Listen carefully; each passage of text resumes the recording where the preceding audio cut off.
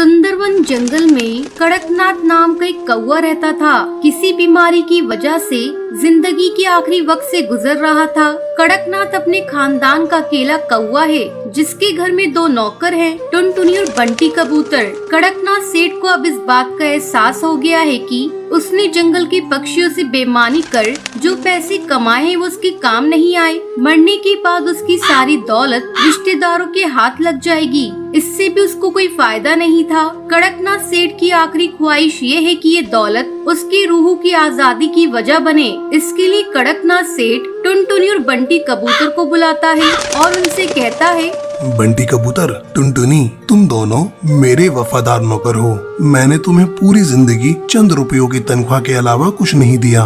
मालिक, आप सेहतयाब रहिए, हमें आपसे और कुछ नहीं चाहिए। लेकिन अब मैं कुछ देना चाहता हूँ। क्या मालिक? मैं अपनी दौलत तुम दोनों में से किसी एक के नाम करना चाहता हूँ, लेकिन उसकी एक शर्त है। शर्त?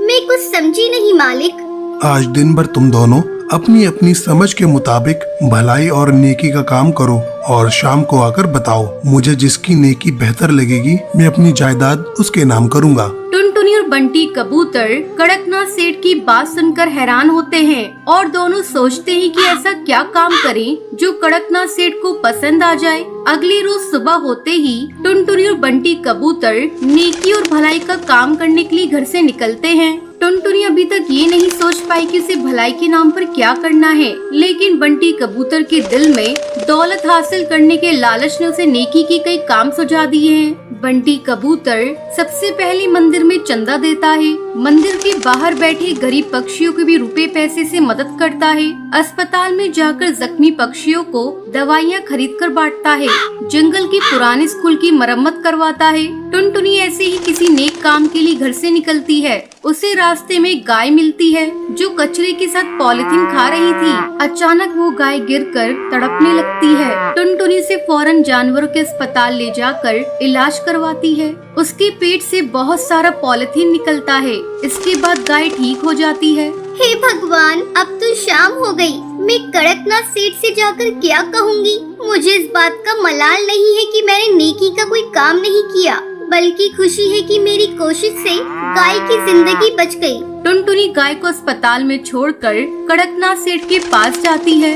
बंटी कबूतर भी कड़कनाथ सेठ के पास आता है और अपने पूरे दिन का काम कड़कनाथ कौवे को बताता है।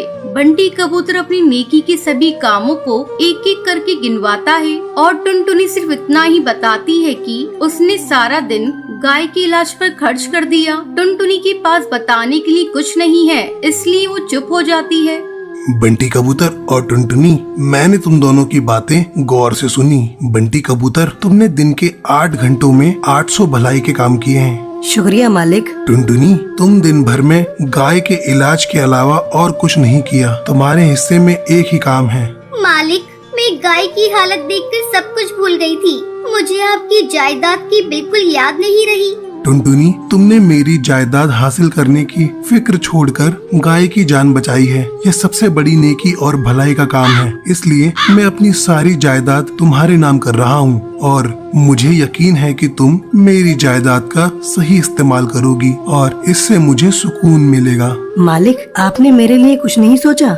बंटी कबूतर, फिक्र मत करो, मैं तुम्हें भी कुछ दे कर जाऊँगा। मालिक, मुझे आपकी जायदाद की ख्वाहिश नहीं है। आप बंटी कबूतर को ही सब कुछ दे दीजिए। नहीं टुनटुनी, आज से तुम ही मेरी जायदाद की मालकिन हो। बस एक ही गुजारिश है तुमसे, मेरी जिंदगी के आखिरी दिनों में तुम मेरे साथ रहकर मेरी देखभाल करना। टुनटुनी कड़कनाथ को शुक्रिया अदा करके उस गाय के पास जाती है जिसका उसने इलाज करवाया है। टुनटुनी गाय के पास जाकर उसे चारा खिलाती है। गाय अब पूरी तरह से ठीक हो गई थी।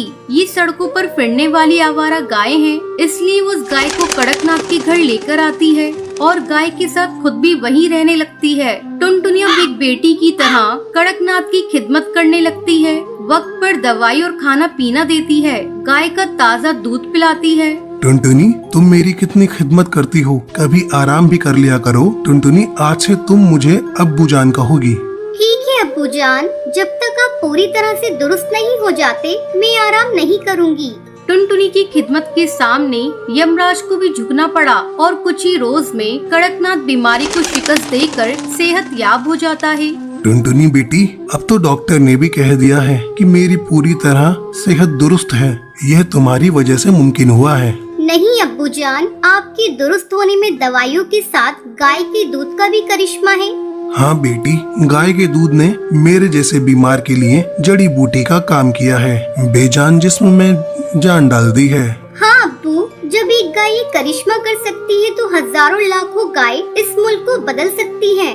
टुनटुनी, गाय हमारे लिए ऊपर वाले की नेमत है। आज से हम अपनी जिंदगी और दौलत गायों की खिदमत में लगाएंगे। कड़कनाथ सेठ और टुनटुनी मिलकर गाय की खिदमत को ही अपनी जिंदगी बना लेते।